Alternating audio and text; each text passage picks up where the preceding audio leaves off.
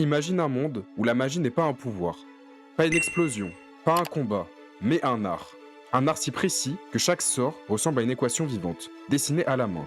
Maintenant, imagine une œuvre tellement belle, tellement détaillée, que beaucoup de lecteurs disent une chose. C'est la première fois que la magie paraît réelle. Et si je te disais que cette œuvre existait déjà, qu'elle a déjà conquis des millions de lecteurs, et qu'elle est en train de devenir l'un des projets d'adaptation les plus attendus de toute l'animation japonaise. Aujourd'hui, on va parler de ce qui est considéré par beaucoup comme une véritable révolution silencieuse dans la fantaisie moderne, l'atelier des sorciers. Partie 1.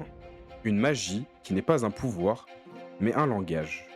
Dans la majorité des œuvres de fantaisie, la magie est simple. Tu apprends un sort, tu récites une formule, et boum. Ici, tout est différent. Dans l'atelier des sorciers, la magie repose sur des glyphes dessinés avec une précision extrême, comme un langage ancien que seuls certains peuvent comprendre. Chaque sort est construit comme un schéma complexe, presque mathématique, où chaque trait a une signification précise et où chaque erreur peut complètement modifier le résultat final. Et c'est exactement ce qui change la perception du monde. On ne lance pas la magie, on la fabrique, on la compose, on la construit comme un artisan construirait une œuvre d'art ou un ingénieur concevrait une machine parfaite. Et puis on observe cet univers, puis on comprend une chose essentielle. La magie n'est pas un don naturel, mais une discipline rigoureuse, qui demande de la patience, de l'observation et énormément de précision. Partie 2. Une histoire sur la curiosité interdite. Et au centre de l'histoire, on suit une jeune fille passionnée par la magie, mais qui vit dans un monde où tout le savoir magique est strictement contrôlé et réservé à une élite formée dans des règles très précises. Dans cet univers, apprendre la magie n'est pas un droit universel, mais un privilège encadré par des lois strictes. Un jour, par accident ou par curiosité, elle découvre un geste magique interdit, quelque chose qu'elle n'aurait jamais dû voir. Et à partir de ce moment-là, son destin change complètement. Mais ce qui rend cette histoire si particulière, ce n'est pas une quête de puissance ou de domination, c'est une quête de compréhension. Chaque nouvelle découverte ne la rend pas simplement plus forte, elle la rend surtout plus consciente de la complexité du monde qui l'entoure. Et au lieu de suivre un schéma classique de progression rapide, l'histoire prend le temps d'explorer chaque idée, chaque règle, chaque question. Partie 3. Une identité visuelle qui ressemble à un livre vivant. Ce qui frappe immédiatement dans l'atelier des sorciers, c'est la richesse visuelle absolument incroyable de son univers. Tout est pensé dans les moindres détails, comme si chaque page était une illustration indépendante d'un monde réel. Les vêtements ont une texture, une logique, une cohérence interne. Les bâtiments semblent construits avec une histoire. Les objets magiques donnent l'impression d'avoir été fabriqués par des artisans réels. Et surtout, la magie est considérée comme quelque chose de fluide, de vivant et de délicat. Chaque sort est différent visuellement, chaque geste est une chorégraphie graphique, et chaque scène donne l'impression d'assister à un véritable rituel. Et c'est pour ça que l'adaptation animée a autant marché, parce que transposer une telle richesse visuelle sans la dénaturer a été réussi à la perfection. Partie 4. Les thèmes profonds qui font la force de l'œuvre. Derrière son apparence douce et son rythme qualitatif, l'atelier des sorciers cache en réalité des thèmes extrêmement riches et profondément humains, qui donnent à l'œuvre une dimension presque philosophique. Dans cet univers, le savoir magique n'est pas simplement une compétence à acquérir. Ceux qui maîtrisent la magie ne sont pas seulement des utilisateurs. Ils sont aussi des gardiens de règles et de limites. L'œuvre pose alors une question essentielle et universelle. Est-ce que connaître quelque chose nous donne automatiquement le droit de l'utiliser? Et surtout, qui décide des limites du savoir? En réalité, la curiosité est au cœur de l'histoire. Elle est ce qui pousse les personnages à avancer, à explorer, à découvrir ce qui est caché ou interdit. Elle est aussi ce qui peut provoquer des erreurs, des accidents ou des situations incontrôlables. L'œuvre ne donne jamais de réponse simple à ce paradoxe. Elle montre plutôt que la curiosité est une force ambivalente, indispensable à l'évolution, mais impossible à contrôler totalement.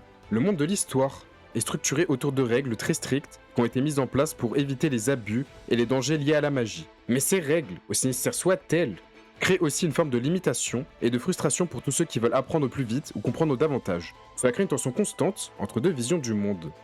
La nécessité de protéger des individus et le besoin fondamental d'apprentissage. Et l'œuvre ne prend jamais totalement parti, ce qui rend cette tension encore plus intéressante.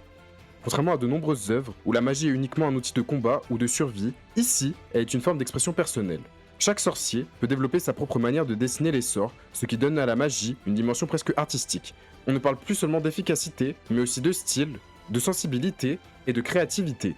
La magie devient alors une sorte de langage visuel unique où chaque utilisateur laisse une empreinte personnelle dans ses créations.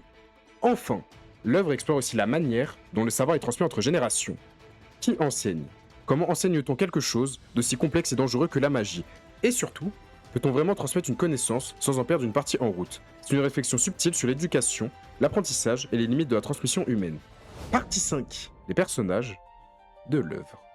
L'héroïne principale n'est pas définie par le destin, ou une puissance particulière. Ce qui la rend unique, c'est son regard sur le monde.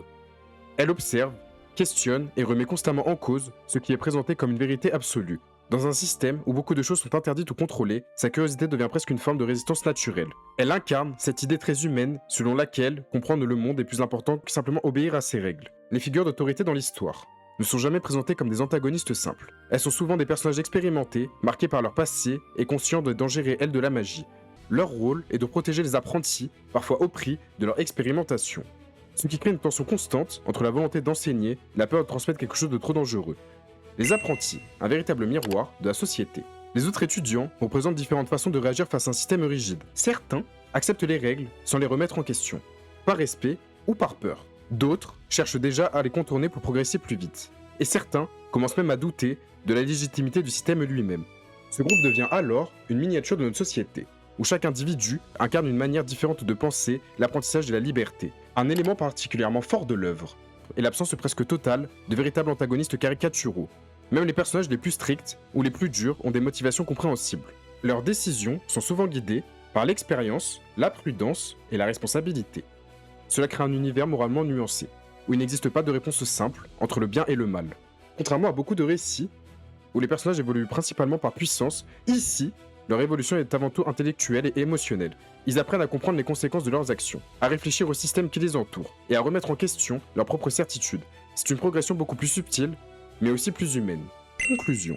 L'Atelier des sorciers n'est pas une œuvre qui cherche à impressionner par la vitesse ou la puissance.